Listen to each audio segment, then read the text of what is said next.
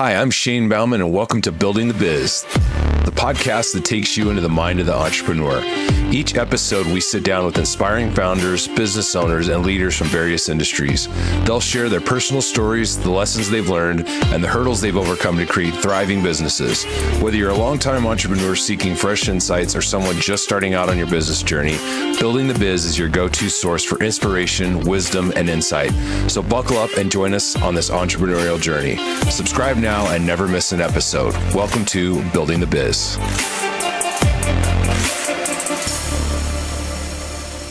Welcome to episode 2 of Building the Biz. Today's guest is Pam Jordan, founder and CEO of Pivot Business Group. She's not only an entrepreneur herself, but she also supports them and has a very unique approach. Welcome, Pam. I'm excited to have you on the show. Hey, thanks. Great to be here. So I know we just recently met and you told me a little bit about Pivot Business Group, but I was wondering if you could just share a little bit about your story and what led you to start Pivot Business Group.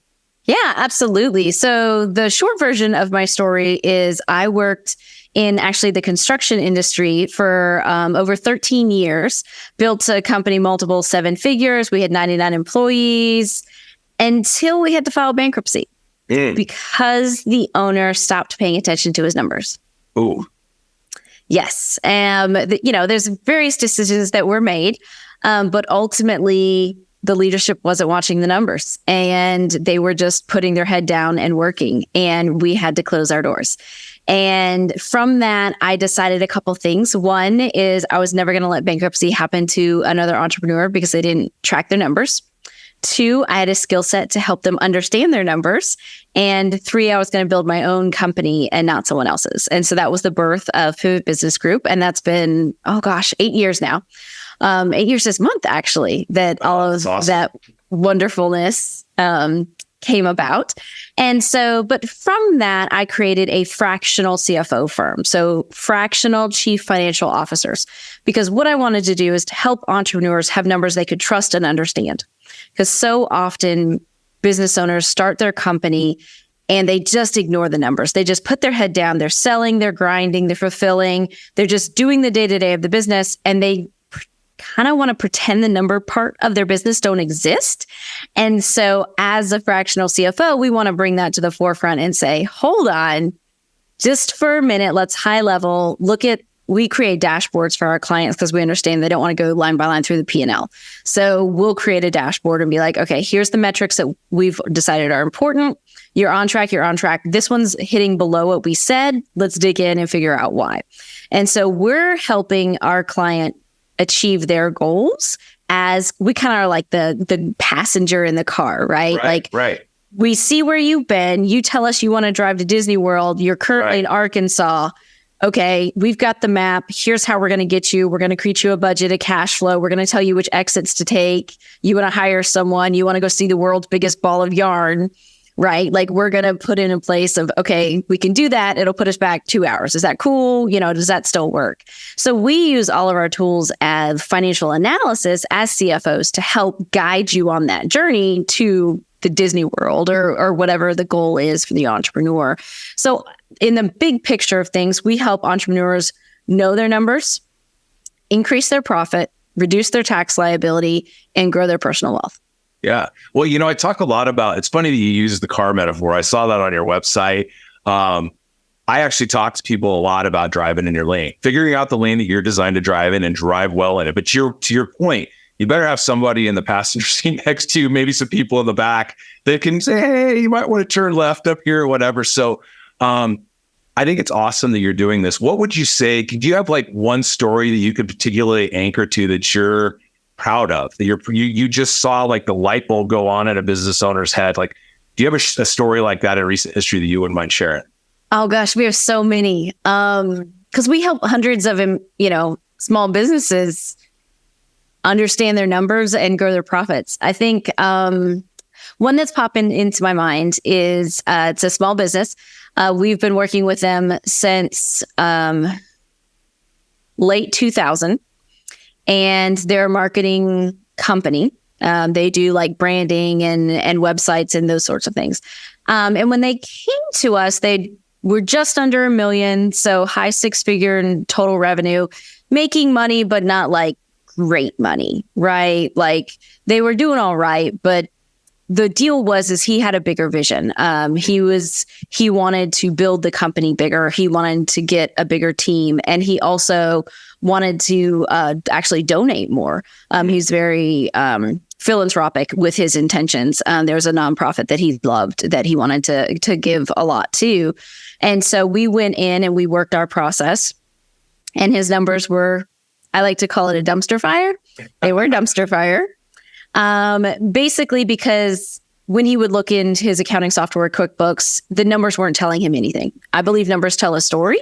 And if you're not keeping up with your numbers, they're telling you the wrong story. And that's the problem that he was getting, as he was looking at the numbers and the numbers weren't current and accurate and correct. And so he was thinking one thing when in fact he was in a different financial situation. So we came in, we cleaned up his numbers, gave him numbers that were accurate, and then implemented a tool that we used to help manage cash flow. And within 12 months, we'd increased his top line revenue by 50%, but his bottom line by 101%. Oh, wow.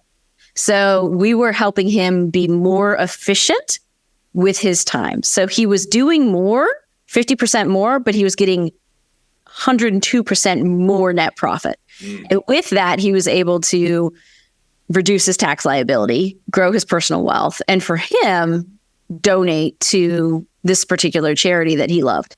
And so it's a huge success. And we continue to see those gains year over year because we've done multiple things. Like we've helped him hone in on what his packaging and what his pricing is, hone in on his fulfillment cost, reduce his operating expenses, really hone in on who he's selling to what and what it takes for him to fulfill on it. And then make sure the company's running lean and mean. And we have quarterly calls where we're checking in and making sure and working with the tax strategy of, okay, well, what about this? And what about this? And what about this? So that he's using the money the best way possible for the things that make sense to him and that are important to him. So how do you see him showing up differently now that all those changes have taken place? Like how does his demeanor changed after all that? Yeah. So he's not stressed anymore, right? Because there's money in the bank. He knows exactly what it's for. His lifestyle, he's actually traveling a lot more. So his lifestyle has changed. And so he's been able to travel. And for him, he's also been able to take some of what we've taught him and teach it to other people. And so he's been able to go and empower other people with, hold on, like, look, Mr. Marketing firm, that don't just put your head down and grind. Let me tell you why numbers matter. And so he's kind of been out there as an advocate of, no, it does matter. Don't just be a creative and wander around and build these beautiful websites. Like, understand what it costs. So it's awesome to see him because now he understands and he sees the value going and helping other people. That's super liberating. Awesome. I'm sure that's super liberating, not only to him, but to the people on his team, because obviously I'm in a similar business and money is a huge stressor, right? I mean, because it's like this lack of clarity. People don't know where things are going on in their world. And that's what causes the stress, in my opinion. Pivoting really quick, just a little bit, there's other fractional CFO firms out there, other CPA firms out there. What would you say makes your approach different than the other firms maybe that are out there in the industry that you're up against? Sure. So I think we're different in lots of ways. Number one, I think we're a lot more fun than most accountants, CPAs, and CFOs. I'm the kind of our team is the kind of one that you'd want to go have dinner with or have a drink at a bar with. And I personally like to do life with those kind of people instead of stuffy bean counters. Yeah, I'm with you. So I think first off, we're more fun. Second, we have a process that's focused entirely around our clients' goals. So a lot of people in our space just come in and they have, they'll come in, they'll look at your numbers, they'll put it into a spreadsheet, they'll go line by line in the spreadsheet and be like, do you have any questions? No. Okay, great. Bye. And we don't take that approach. We take approach of, what are your goals? What do you want to be when you grow up? What does success and freedom look like to you? Because that's different for everyone. And that's something that we found is not everybody wants to exit. Not everybody wants a Lamborghini. Not everybody wants, to grow to a $10 million company.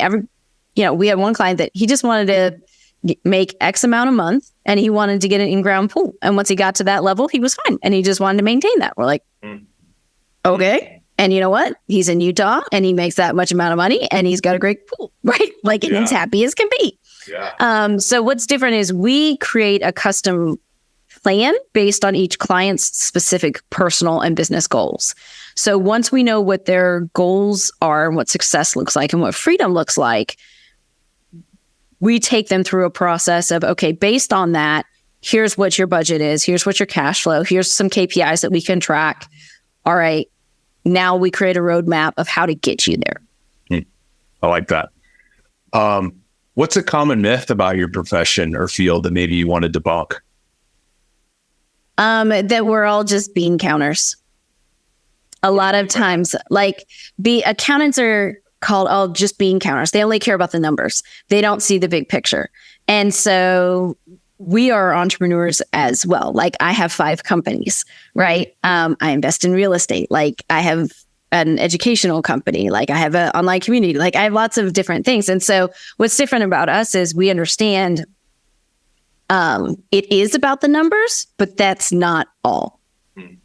And so it's about your goals. It's about what your lifestyle is. And so we speak to our clients in terminology that's not boring and humdrum. And I'm not going to go on and on about your retained earnings, right? Like I'm going to talk about, okay, are we hitting the metrics? Are you in line with where we wanted to be? Is something off? Do we have the right people in the right seats?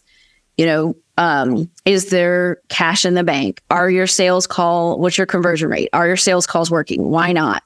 Okay. Do we need to bring someone in?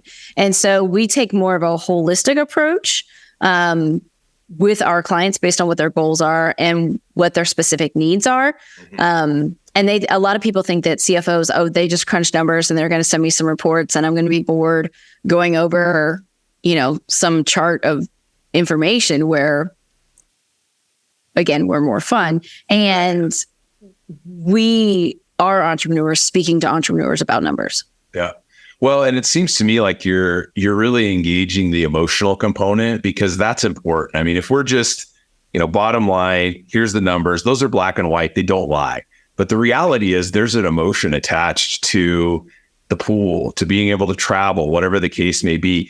How have you seen that maybe show up where you've seen that emotion come to the surface, good or bad, for entrepreneurs?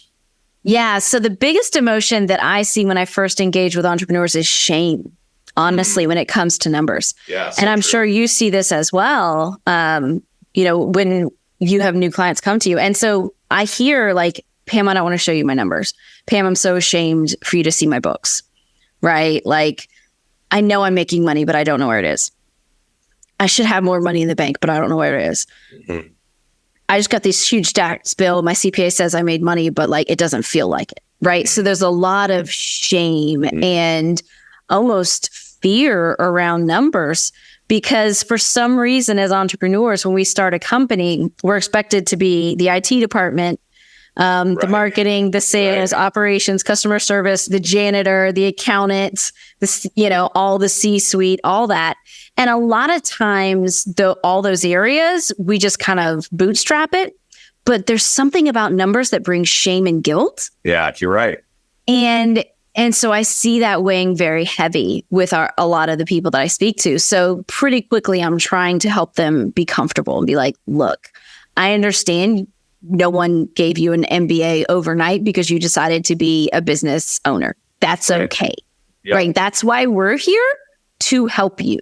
Right. So that you can focus on what you do well and you can delegate the rest. Yep. And so you, Miss Business Owner, who's a baller at being an executive coach, whatever, you go do that. You stay in your lane, to your point, and we'll meet with you. We'll do the analysis. We'll bring in a report and a chart to show where we are. And if everything's in line, hunky dory, keep going. And if not, we're going to let you know what options are and walk you through what you can do. Mm-hmm.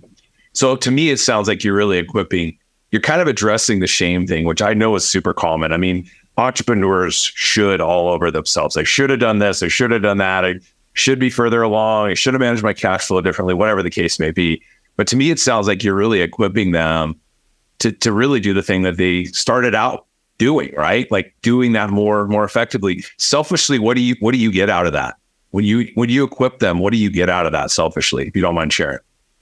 Oh, I get huge amount of joy. And because they're doing what they're supposed to be doing in this world. Like, and so for me, it's a huge amount of joy and fulfillment because I am helping them do what they're created to do and wired to do by supporting them doing what I am created and wired to do.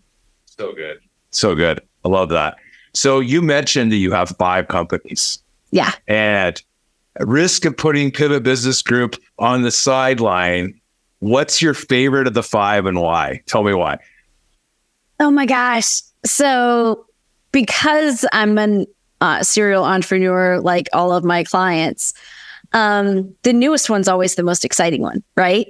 Like we are all chasing the shiny squirrel and the newest idea. So Pivot Business Group is my main company.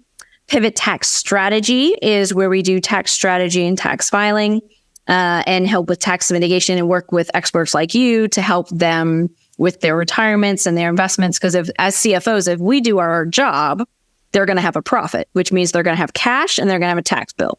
So we help them with tax strategy and paying their taxes, but we work with people like you to help. Okay, here's 6 figures. Go put it somewhere so it grows and has babies. And we want it to be in a tax deferred bucket. Figure it out, right? So that's what we do. But the newest adventure, of course, is always the most fun. And so that is called Women Empires. So it's womenempires.com. And it is an online community for female entrepreneurs to help them go from idea to profitability. Because there's a lot of resources out there to tell you how to build a company and all of that. But there's not one targeting females, and there's not one helping them understand the. So I have a business partner with it. Her name is Annie Yatch, and she's a mindset coach. So she's mindset, and I'm money and operations. Oh, and so awesome. It's just because you were told as a kid growing up that, you know, you don't know how to deal with money, or you have an ex-husband that always bought all the cars and paid all the bills and you've never balanced a bank account, right? That doesn't mean you can't be a good business owner. So let's work on the mindset piece of that around, you know, worth and imposter syndrome and pricing and all of that. And then let's put it with actual financial knowledge that is true, that's easy to understand, and you can run your company because you don't have to do it alone, and it doesn't have to be hard. That's good. I think that's an important message. I think that, you know, business owners and entrepreneurs, they feel alone a lot of the time. And so I think it's awesome that you're doing that work. And you said something a minute ago that I want to kind of go back to. And you said that with the shiny thing, trust me, I get the shiny thing. Like it's the new sexy thing that I get to chase after. But like how practically, when that happens, because you still have to stay with Pivot Business Group or whatever, how do you stay on focus? How do you stay on target when that new bright shiny thing comes up? Practically, what would you share with the audience about how you can stay focused? Sure. So I have something called a parking lot in my we use a software for our project management and task management and CRM and all that. So I have a parking lot document. So every time I have a shiny object idea or a squirrel or whatever, like it goes on the parking lot. And then with my management team, I bring it up, and I, as the entrepreneur visionary, have to listen to my team to say, okay, Pam, is it time to take this off the parking lot, or does it have to stay there? And so I have had a number of things on the parking lot for about 3 years. And I have been head down grinding at Pivot Business Group, building the systems, building the team. Like I finally feel confident that I have the right people in the right seats. Everyone has SOPs. Everyone has accountability.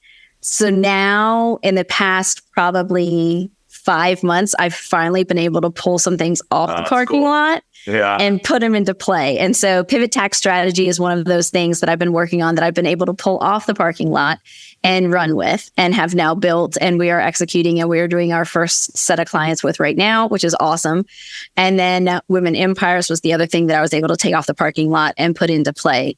But that was because I had my house in order. And that takes discipline, because as entrepreneurs, like, there's shiny object and, oh my gosh, yes, I'd love to partner with you. And yes, let's go build that and let's do it. But you've got to keep the main thing or whatever part of the business or arm of the business, you've got to make sure it can run without you, and it's systematized, and you've got people that are accountable for doing whatever their roles are before. So that's been my trick, is I've just had a parking lot, and there's still things on the parking lot that I will take off, but probably in another 9 months, then there'll be another one. And then, it kind of sounds like what I'm hearing you say, I don't want to put words in your mouth, is you're giving yourself permission, or you've earned the right to now still start to pull things out of the parking lot. Cause I had a friend who used to say, you're eating your own chili. Like, that means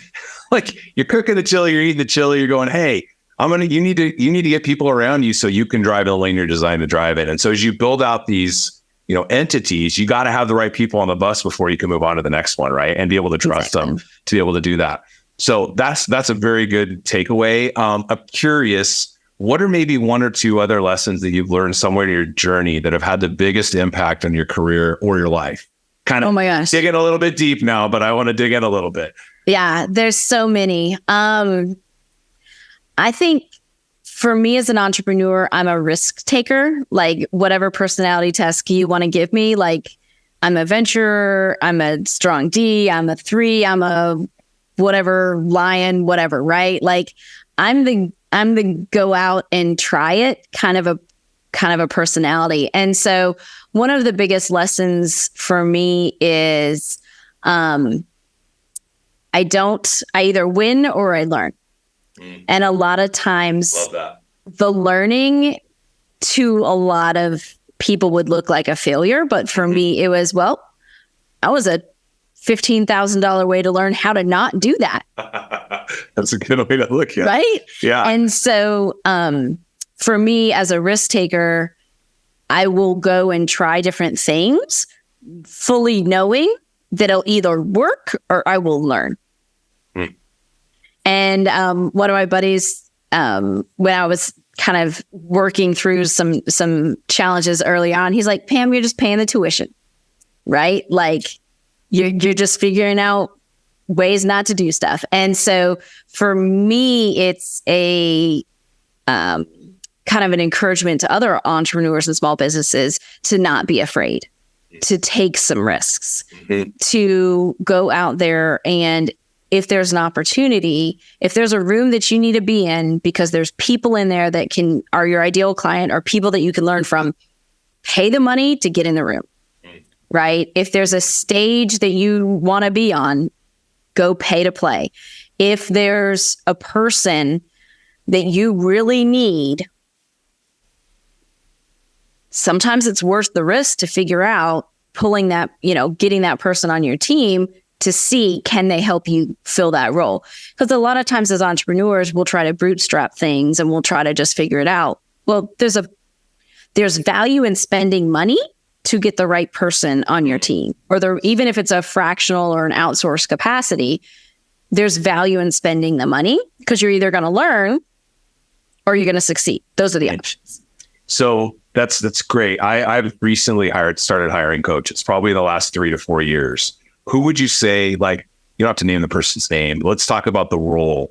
What's the best role that you hired as an outside coach where you've spent the money and it's made the most impact on your business, and why? I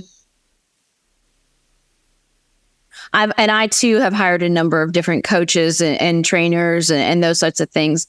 I think for me, one of the best coach type people that I hired was someone to help get my team in alignment. I have an all-female staff.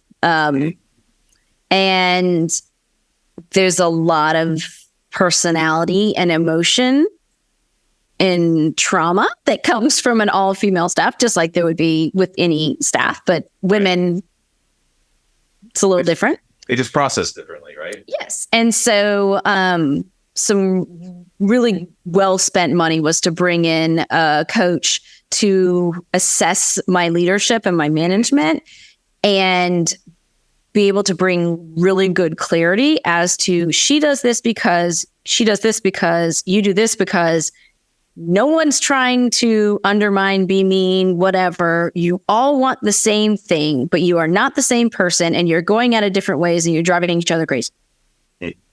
But at the core, you all want the same thing. So chill out. Right. And so it was a very good eye-opening experience that because we had some turmoil with our team and some frustrations and some headbutting, and all partially because we're pretty strong personalities as well. So it was just a really good alignment of, at the core, all of you want the same thing. But this is how you each are wired. You need to understand that. And so that was a very helpful thing on a people level for us. That's really good. So is there a tool practically that you can point to that maybe that coach brought to the table that helped, like that tool right there really helped us get into alignment, make sure that we had the right people on the right seats? Is there a tool that maybe came to the forefront that you used, or was it just a lot of collaboration that you guys did? I think it was a combination. One was the predictive index, which is one of those like people behavioral assessment things. And so it was helpful to say, this is how someone's wired. Here's why. Like, it's nothing's good or bad. It just is. Right. And so that was very helpful to be like, oh, that personality is the exact opposite of this personality, which is why there's tension. Yeah. Right. And which is why they're butting heads. Okay. Well, they approached a problem completely different ways. So that was helpful. And then another tool that we used was called Desired End State. And that was basically it's basically what's the mission and vision, right? Like, what do we all want? What does success look like? And so it was just a journey that we went through to get there. So speaking of journeys, what would you say along your journey that you're most grateful for? Oh gosh, so many things. The most grateful for? Probably my team, the team that I've built. And it's changed over the years. I've been in business for over 7 years. And so, people have come and gone based on different, needs and size. It's the people who get you here won't get you there. So, early on, people were great and devoted and loyal, but been able to level up. So I think right now is the team, and also because of the culture that I've created with my company. I'm a wife and a mom. We have 3 kids. My husband works full time. Obviously, I work full time. And I wanted to create a work environment and a culture where other wives and moms or people could come, and I call it work-life integration, have work-life integration, where you're a husband and a father and also a CFO, and you're a wife and a mother and a tax strategist or a bookkeeper, so that they could feel free to be those things and feel empowered and that they have time to do those things, but also be an amazing bookkeeper, CFO, tax strategist, operations person. And so I think I'm grateful for the team that I've built, but also the culture that I've created, because now there's 10 women who can be the wife and the mom. And one of our ladies is a hockey coach, and, one is very active in her church. And so they can do those things, but then they also come help our clients, add value to our clients' lives, get paid well for the time that, they contribute to the Pivot Business Group, but they can do both things. Because in my experience, working in an office from 9 to 5 is really hard when you're a parent and you want to be an active parent and you want to be a good spouse. Because I've seen lots of clients crash and burn their family for the sake of the business. And I didn't want that for myself, and I didn't want that for my team. And so I'm very grateful that I've created that culture where, we have team meetings every week. And this past week, 2 of my ladies recently had kids, and both of the babies were sick or teething. And so there's 10 of us plus 2 babies because, baby's teething and only wants to be held. Right. And baby has a fever. So mom's the answer, but they still were there for the team call, and it wasn't, weird or whatever. It was completely fine. And they were able to report based on, their department's goals and their metrics. And then they were able to go off and be a mom. I love that. I mean, there was some guy early on in my career, and he told me, he's like, I think you mix business and personal too much.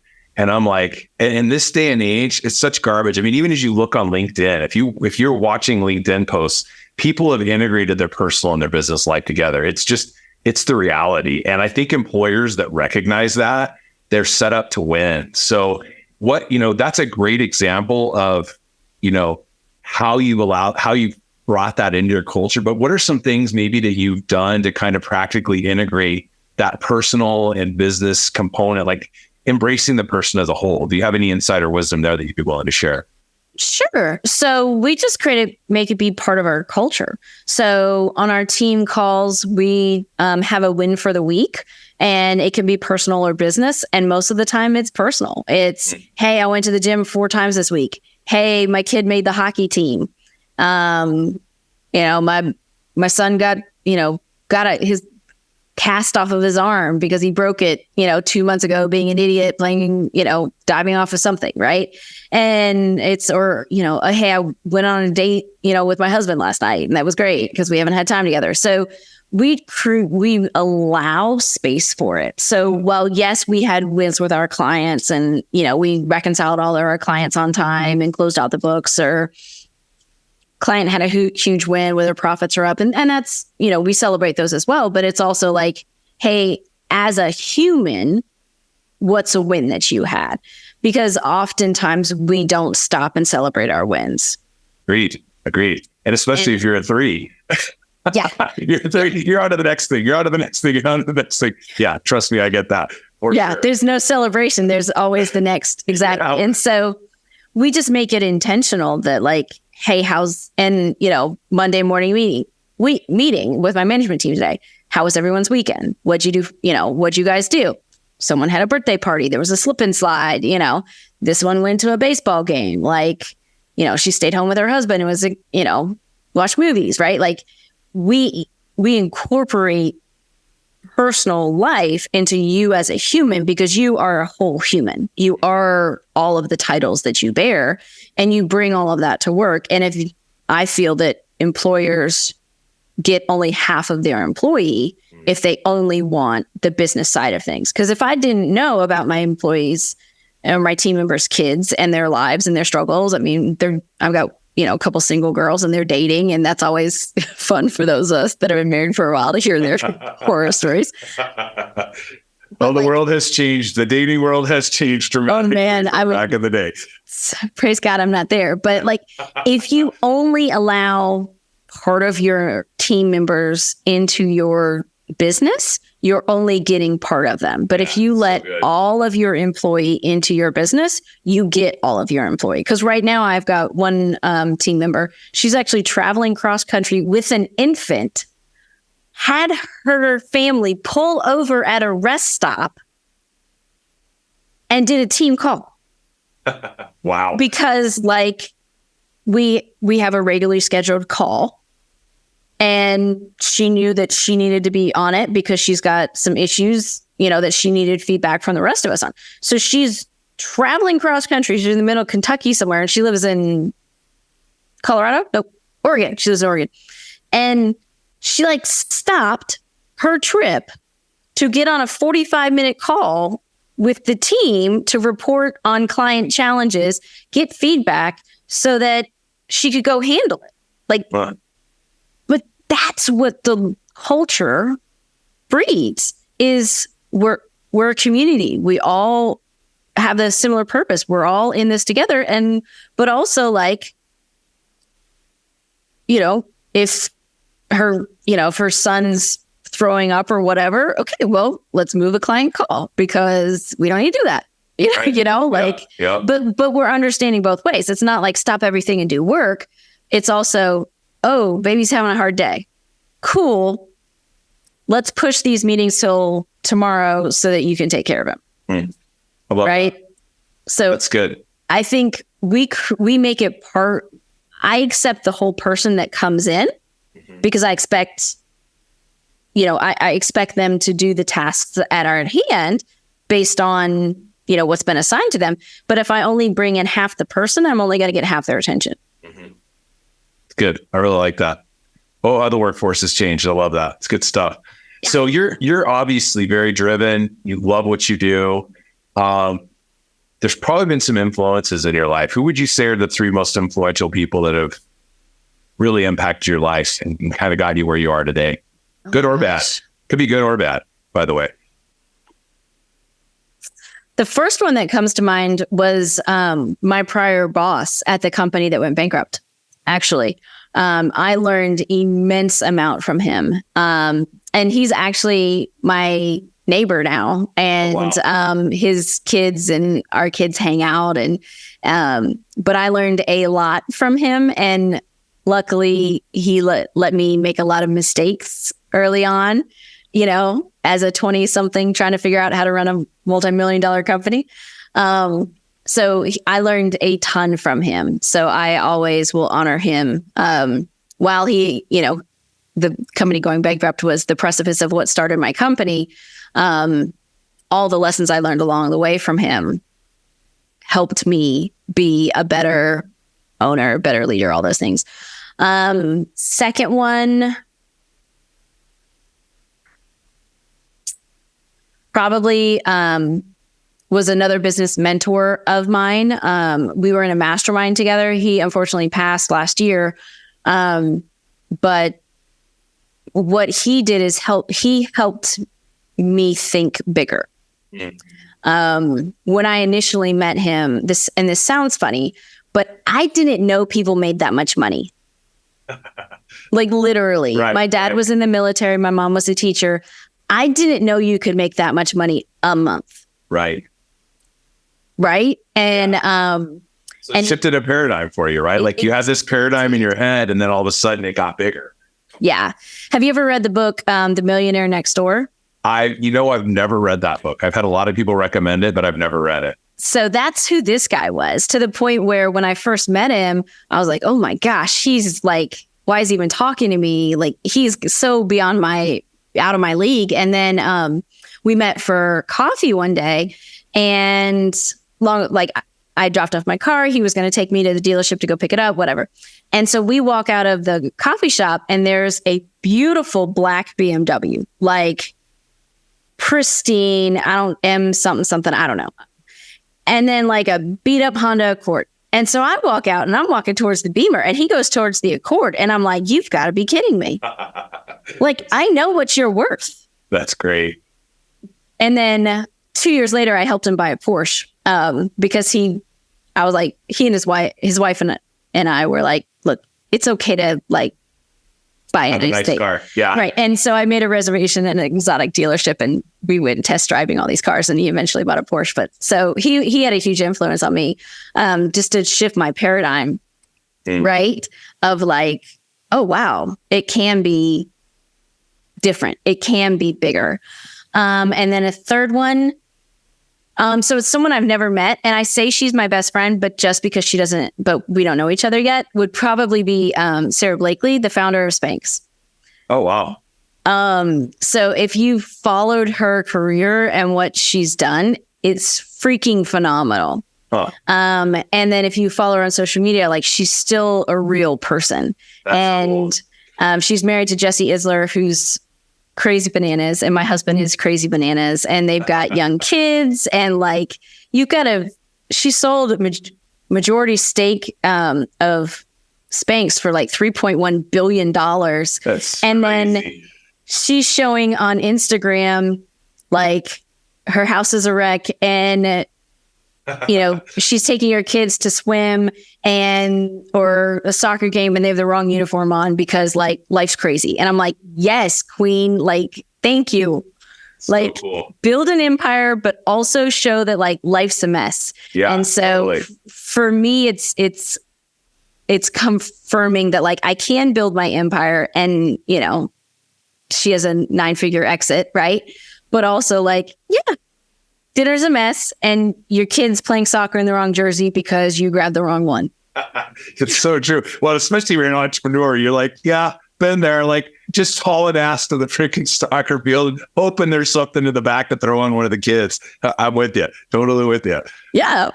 So I think for me, it's just, it just shows me it's possible. Right. Yeah. That's cool. So last question, what advice would you give to someone who has their own business or is thinking about starting their own business? Just one thing. Yeah. Just one. One. You can make it two. If you can't whittle it down to one, let's do two. Get your house in order. It's a good one. Because I have seen companies go down because they didn't have their house in order. And so when I say that, I mean, you need a foundation with your financials. You need a foundation with the team. You need foundations with systems. You've got to have your operations in order. So as entrepreneurs, I've seen people build a company, but then the house of cards falls because they don't have the foundation. They don't have their house in order. I've had clients that were making 6 figures a week go to broke because they didn't have their crap together. Mm. And so then we had to, luckily they didn't close their doors and now they're making, really good money. But if you don't have your systems, you're not tracking your money and you don't have your team, you won't get to whatever your goals are. Good wisdom. So you boiling it down to one or you got one more? Well, we'll just go with get your house in order. Okay, I like that. That's a good one. Well, Pam, thank you so much for being on today. Is there any last closing comments you wanted to share? No, I appreciate it. This has been awesome. Cool. Where can people find you online? Sure. Easy. Just go to pamjordan.com and that links to how to contact me directly, my different companies, and how we can help you. Awesome. It's been great having you on today. Thank you so much. Thank you. Thank you so much for joining us on another exciting episode of Building the Biz. We hope you found today's journey as inspiring as we did. If you enjoyed today's episode, please consider subscribing to our podcast and leaving us a comment on your favorite platform. Your feedback helps us bring you more incredible stories from the world of the entrepreneur. Don't forget to share Building the Biz with your friends, family, and colleagues who could use a dose of motivation and valuable insights. By the way, we're always on the lookout for fascinating entrepreneurs with unique stories to share. If you know someone who fits the bill or have a story of your own to tell, reach out to us. You can find our contact information in the show notes. Before we go, remember your journey as an entrepreneur is unique and it's normal to face challenges. Until next time, keep dreaming big, keep hustling hard, and keep building the biz of your dreams. I'm Shane Bauman. Catch you on the next episode.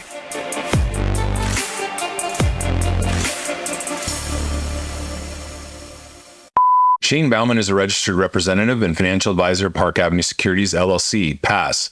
Securities products and advisory services offered through PASS, member FINRA, SIPC. Financial representative of the Guardian Life Insurance Company of America, Guardian, New York, New York. PASS is a wholly owned subsidiary of Guardian. Rise is not an affiliate or subsidiary of PASS or Guardian. This podcast is for informational purposes only. Guest speakers and their firms are not affiliated with or endorsed by PASS, Guardian, or Rise, and opinions stated are their own. Reference number 2023-161627 expires 9/25.